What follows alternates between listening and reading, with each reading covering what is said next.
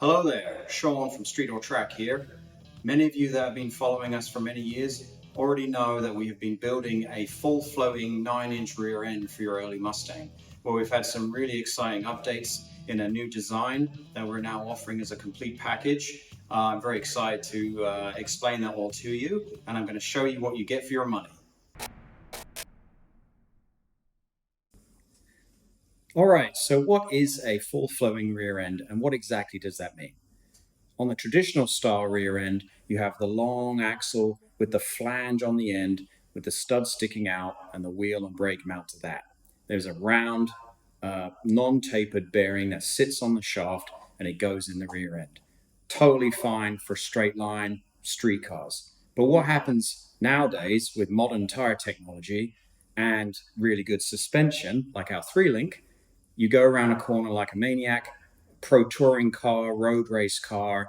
There's an awful lot of lateral loads that are going to transfer from the wheel and tire into the rear end. With the traditional style axle, that bearing is not designed to see lateral loads. It's really just there to carry the weight of the vehicle and drive it forwards. So what we're seeing is with modern tire technology is as that axle deflects, the brake rotor is mounted to the end of the axle. The brake brackets are stuck to the rear end housing, and there's obviously some movement in there. So what happens then, you go through the twisties, the rotor then moves independent of the housing, and the brake pads get pushed away from the brake rotor, causing the brake pedal to go further than it did at the last corner. So how do we eliminate that? Okay, well, the full flowing design is essentially like the front end of your car with a spindle pin and a hub and tapered roller bearings, except it's giant. It's way bigger, okay? So what this is this is a hub with the same style races, tapered races that you'd see in your front hub. And then what it does is it uses tapered roller bearings, obviously a lot larger than the original front end bearings. These would be like this. You use a big spindle nut to lock the hub onto the end of the rear end housing. So the brakes are mounted on the rear end housing. The hub's locked in place by that big spindle nut. There's no deflection now. Okay, so the two types of housing and full flowing systems that we offer. One is going to be a non-cambered setup. The other one is going to be an adjustable cambered and toe setup. And what does that actually mean? Well, the standard non-cambered full flowing system uses a snout, a straight snout. The housing is all going to be in line. There's no camber, there's no toe. The snout is welded into the end of the axle tube. It's non-adjustable, you can't change it. The hub then goes on the end of that, gives you that strength, gives you that elimination of that deflection from the end, which we just talked about with the original style axle. And it's perfect for guys that want the strength, the lack of deflection. The beautiful thing about a floater is the axle, and we'll get to this in a minute, just provides drive. It's not holding the wheel on anymore, so there's an enormous safety benefit in running a full floater for a high horsepower car or somebody that just wants to. There's no reason why you can't run this on the street whatsoever. It really is a great solution for that strength that we need now because motors are getting so powerful, tires are getting so sticky. But let's say you just like to mess with stuff and you're always wanting to have all the options available to you. We used to do a cambered full flowing rear end, and the way we achieved that was we welded in the snout at the angle, at the camber angle that you wanted. Now that was fixed. So we found in testing 1 degree of negative camber and a 1/16 of toe in seemed to work pretty well on our test car, a 66 test car with a set of Hoosiers. But I mean, people might put flares on, they might run different tires, they might run at different tracks. So how do you adjust that to get the most wear across the contact patch of your tire? So what we have now is an adjustable cambered snout system with with toe plates that you can actually change and swap out. So you can change the camber and you can change the toe. All right, so let's get into the meat and potatoes of it. Everything you see inside here is just the same as our 9-inch 3-link ready housings, except you can obviously see there's a flange on the end here. And what this is for mounting the toe plate and the cambered snout. This would be the toe plate. These come in various different degrees of toe. They are changeable. You can get 0, you can get 16th, you can get an 1/8. Most of the time we're going to run a toe in. You don't really want to run toe out. It's going to make the car oversteer a bunch. So there's a front engraving on there. It does give you the toe so you know which one you've got. This one is going to mount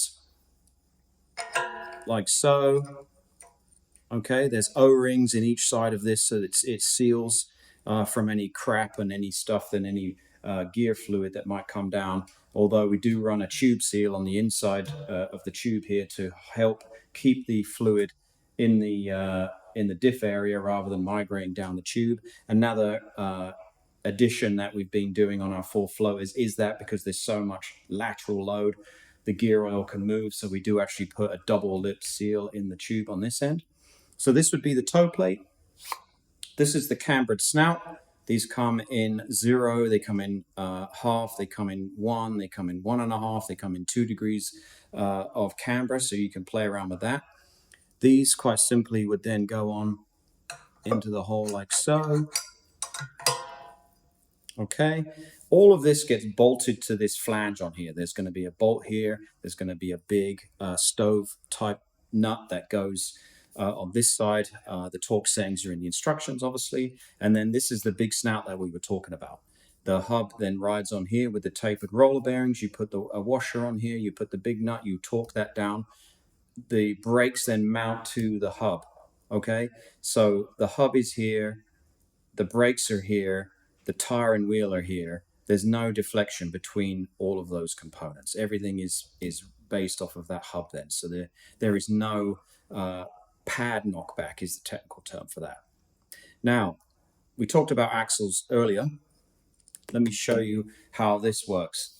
So this is the outboard end of this axle. The inboard end is going to be just like your traditional axles, 31 spline. We can do 28 spline, but I really just don't see the point in that. If you're building a big, stout 9-inch rear end, you really want to go for the 31 spline, and we can do differentials with that too.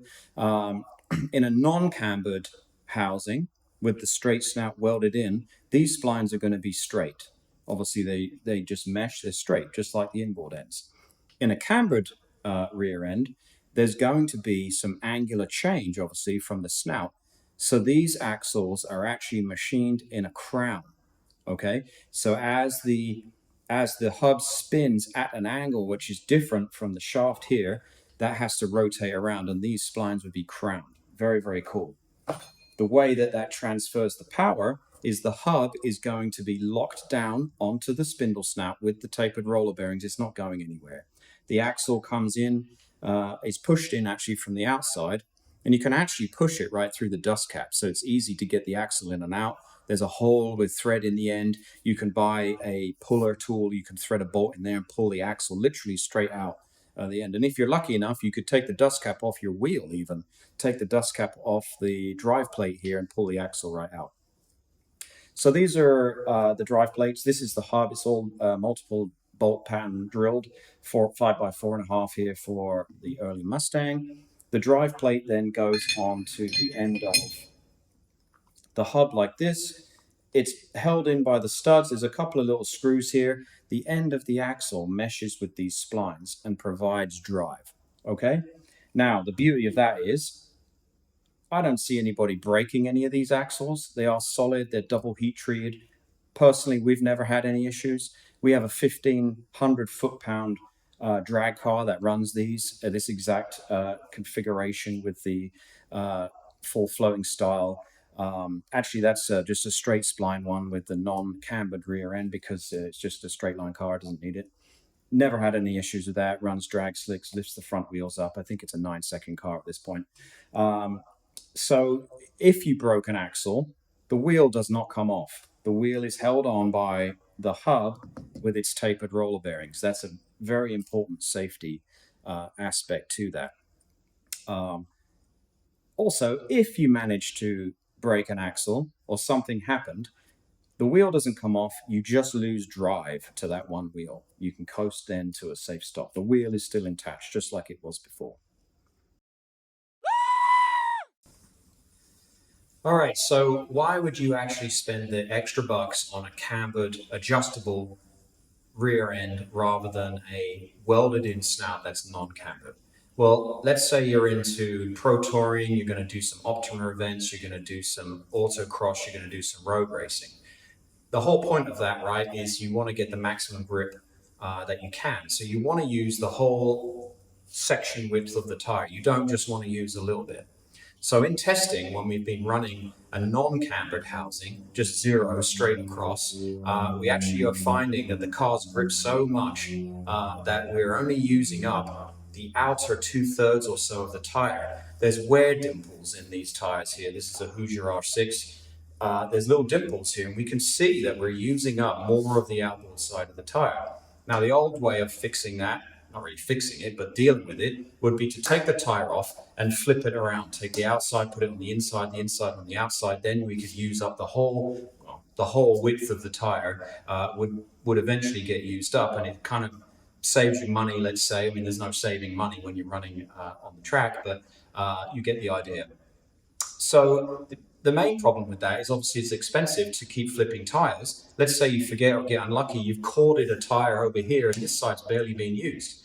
The other bummer about that is you're not using up the whole width of the tire. It's just not touching the asphalt. This side's, getting all the action. This side's barely getting used. Then we started playing around with camber. We ran 1 degree camber. Then we were actually using up practically the entire width of the tire. You could see the dimple marks. You can see the bluing of the rubber where it's starting to get the right temperature. It's getting hot. There's a little seam down on the mold here. We know that the pressures are getting good when we're getting close to that, and you can see that all the way across. So that's the whole point of running the cambered rear end. If you wanted to get the maximum grip and the most life out of your tires, we've found that that's really works very well and is kind of one of the only options on these cars at this level. High horsepower, lots of lateral grip, good suspension. The cars just grip way, way, way more than they used to. So in closing then, you can think of the rear end with the cambered snout similar to your front end spindle in that you're going to run negative camber in the front. You wouldn't think of running zero camber up front if you were building a car that's going to go around corners hard. You would add negative camber. Now we're at the point with these cars that we are looking at doing that in the rear because we want to have all the grip that's possible. So I hope you enjoyed watching this video. If you do have any questions, please reach out to us. Our email address is contact@streetortrack.com, or you can visit us online at www.streetortrack.com. Thank you very much for watching.